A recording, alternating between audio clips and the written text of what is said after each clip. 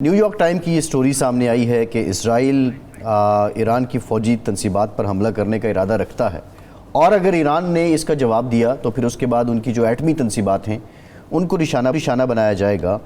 آپ سمجھتے ہیں کہ یہ محض جو خبر ہے یہ پریشر ڈالنے کے لیے ہے، یہ ارادے موجود ہیں، اور اگر ایسا ہوتا ہے تو پھر یہ جنگ کہاں تک جائے گی؟ دیکھیں جی، ارادے تو بہت خطرناک ہیں اگر آپ تجزیہ کریں، کیونکہ ان کو اسلامی انقلاب جب سے آیا ہے 1979 سے کھٹکتا ہے، ان کو اس سے بہت تکلیف ہے اور اس کو قبول نہیں کیا مغرب نے بھی، امریکہ نے بھی اور اسرائیل نے بھی، اور ان کی چاہت تو ہوگی کہ وہ ایکسٹریم آپشن لیں کہ رجیم چینج یا ان کا انقلاب کا خاتمہ، لیکن وہ ممکن نہیں۔ تو ان کو یہ بھی خطرہ ہے کہ ایرانی بھی جو ہیں وہ ان کی روایتی مسلمان حکومتوں والی اپروچ نہیں، وہ بھی کہتے ہیں یا آر یا پار، تو وہ بھی تیار ہیں۔ جس طرح انہوں نے اٹیک کیا اسرائیل کی جوابی کارروائی کی، تو انہوں نے، آپ نے دیکھا نا کہ انہوں نے تل اویو کے اندر، شہر کے اندر میزائل پھینکے موساد کے ہیڈ کوارٹرز پر۔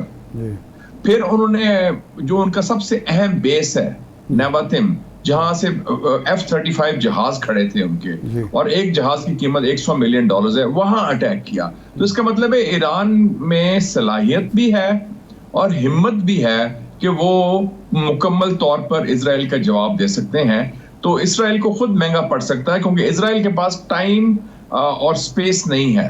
وہ تو یا تو ایک دم جیسے انہوں نے اردن کو ہرایا تھا یا مصر کو، یا چھوٹی موٹی 3-4 دن میں جنگ ٹھک ٹھک ٹھک ختم کر دیں۔ یہ طویل جنگیں ایرانی ہے، حزب اللہ ہے، حماس ہے، یہ لڑ سکتے ہیں۔ ان میں رگڑا کھانے کی کیپیسٹی بھی ہے اور رگڑا دینے کی کیپیسٹی بھی ہے۔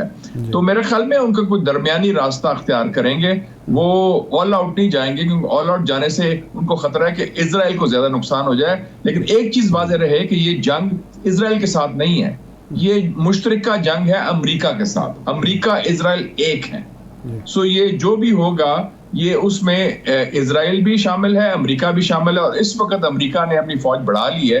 پہلے 30,000 فوج تھی امریکہ کی اس خطے میں، مشرقی وسطیٰ میں، اس وقت 43,000 ہیں، 43,000، اور اس میں ایئر کرافٹ کیریئر بھی ہیں اور چیزیں بھی ہیں۔ مشاہد صاحب، آپ نے فرمایا کہ ایران کے پاس یہ اہلیت ہے اور حماس اور حزب اللہ کے پاس کہ وہ طویل جنگ لڑ سکتے ہیں۔ اصل میں امریکہ کے جو سپلائی لائن برقرار رکھی ہوئی اسرائیل کی، اس کی وجہ سے یہ جنگ اتنا عرصہ چل رہی ہے کہ وہ پیسہ بھی دے رہا ہے، وہ ہتھیار بھی دے رہا ہے، اور مدد بھی اور طریقوں سے بھی کر رہا ہے۔ تو ایران اس کے سوائے حزب اللہ کے، حماس کے یا حوثی جو ہیں، ان کی تو سپلائی لائن برقرار طویل عرصہ رکھنا کیسے ممکن ہوگا، جبکہ کوئی بھی اس وقت تک مسلمان ملک جو ہے اس کے ساتھ نہیں کھڑا ہوا؟ دیکھیں جی، مسلمان ملکوں میں جو حکومتیں ہیں ان میں جان نہیں ہے، ان میں رائے عامہ ان کا ساتھ دے گی۔ جیسے ایک بیان دیا تھا، بھی بڑا مشہور ہوا ہے، کہ جو سعودی عربیہ کے کراؤن پرنس ہیں محمد بن سلمان، انہوں نے ٹونی بلنکن جو امریکہ کے وزیر خارجہ کو جنوری میں کہا کہ اٹلانٹک اخبار میں چھپا ہے ابھی جو امریکہ کا، کہ جی مجھے تو خاص پرواہ نہیں کیا ہوتا ہے ادھر فلسطین میں، لیکن میرے عوام کو پرواہ ہے، اور ہماری جو نوجوان پاپولیشن ہے، آبادی ہے، وہ بڑی گہری ان کی وابستگی ہے فلسطین کے ساتھ، تو اس لیے ہمیں تشویش ہوتی ہے۔ تو رائے عامہ کا ہے، لیکن ایران کی ایک صلاحیت ہے، سپلائی لائن کوئی نہیں، آپ بالکل ٹھیک کہہ رہے ہیں۔ اور آپ نے جو فرمایا ارشاد صاحب، آپ دیکھیں کہ ایک سال میں امریکہ نے $20 ارب سے زیادہ اسلحہ دیا ہے اسرائیل کو۔ پہلے $12 ارب تھے، اور پچھلے مہینے ابھی $8.7 بلین، تو $20 ارب کا اسلحہ انہوں نے اس ملک کو دیا ہے تاکہ وہ فلسطینیوں کو تیا پاچا کریں، مسلمانوں کو ماریں، لبنان کو ماریں۔ تو امریکہ اس جنگ میں جرم میں پوری طرح شریک ہے۔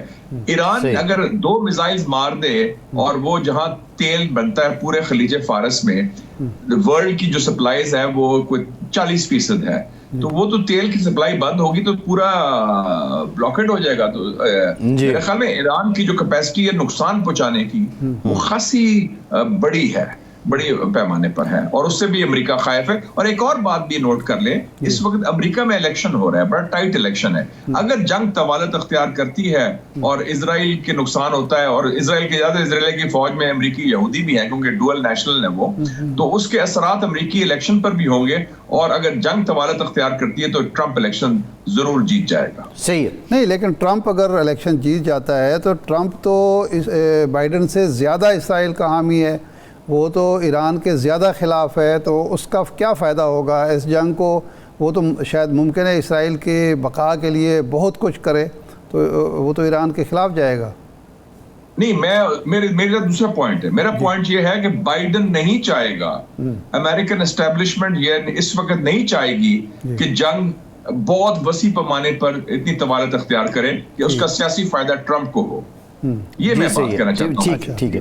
وہ بات وہ نہیں کہ ٹرمپ آگے کیا کرے گا. ان کو خطرہ یہ ہے کہ اگر جنگ طوالت اختیار کرے گی ہمارا نقصان ہو جائے گا, کیونکہ امریکن اسٹیبلشمنٹ پوری طرح کوشش کر رہی ہے ٹرمپ کو روکنے میں, اور اس کو کھڑا کر دیا کاملا ہارس کو. تو وہ سمجھیں گے ہمارے جو ہم نے بندہ کھڑا کیا, یا ٹرمپ کو, بائیڈن کو تو نکالا تھا انہوں نے ایک سافٹ کو میں, تو وہ ان کو وہ خدشہ ہے کہ ہم ان کو اپنا نقصان کا خطرہ ہے, کیونکہ وہ ٹرمپ سے بہت خائف ہیں.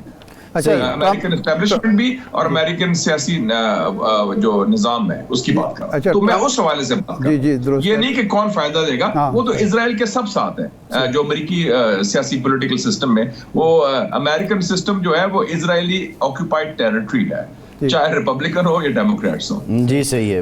ٹرمپ کا ذکر آ ہی گیا ہے, تو آپ نے یہ کہا تھا کہ ٹرمپ اب آ رہا ہے, امکانات اس وقت زیادہ روشن تھے, اب بھی کم نہیں ہیں.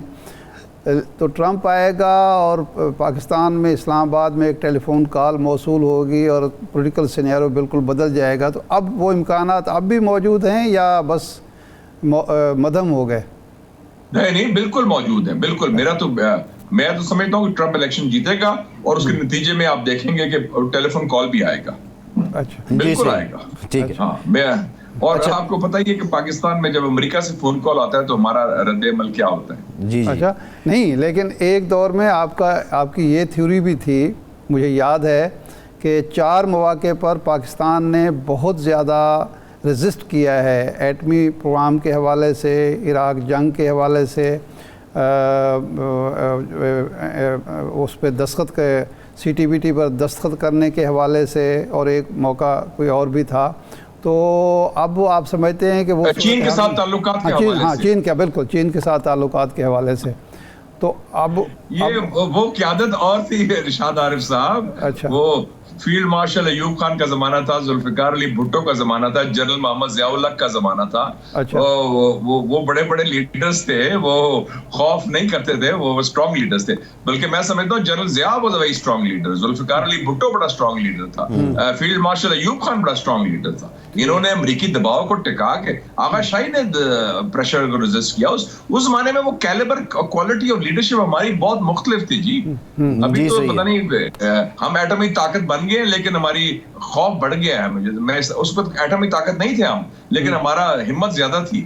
اور آپ خود دیکھیں کہ ہمارے ڈی این اے میں ہے, قائد اعظم نے پاکستان بنایا, ان کے پاس نہ ایٹم بم تھا, نہ فوج تھی, نہ برٹش اسٹیبلشمنٹ تھی. سب کی مخالفت انہوں نے برداشت کی, اور انہوں نے ٹکا کے پاکستان کے موقع پر قائم رہے, اور برطانوی سامراج کو ہرایا, کانگریس پارٹی کو بھی ہرایا, اور اپنے لوگوں کو بھی ہرایا جو ان کے مخالف تھے. جی وہ لوگ ہی اور تھے. جی ٹھیک ہے. نہیں, لیکن اب اس کا مطلب یہ ہے کہ اب ہم صرف 3 مہینے کے فاصلے پر کھڑے ہیں, اور ہمارے ہاں یہ موجودہ جو سیاسی ڈھانچہ ہے, یہ اس کی عمر 3 مہینے سے زیادہ نظر نہیں آتی ہے آپ کو؟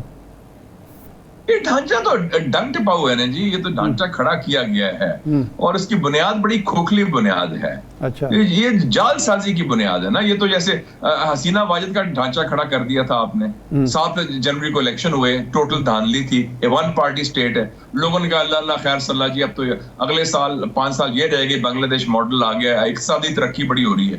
وہ لوگوں نے کٹ کے مارے, باہر ان کو فارغ ہوگی, پتہ نہیں وہ کہاں غائب ہے. یہ تو ڈاٹلا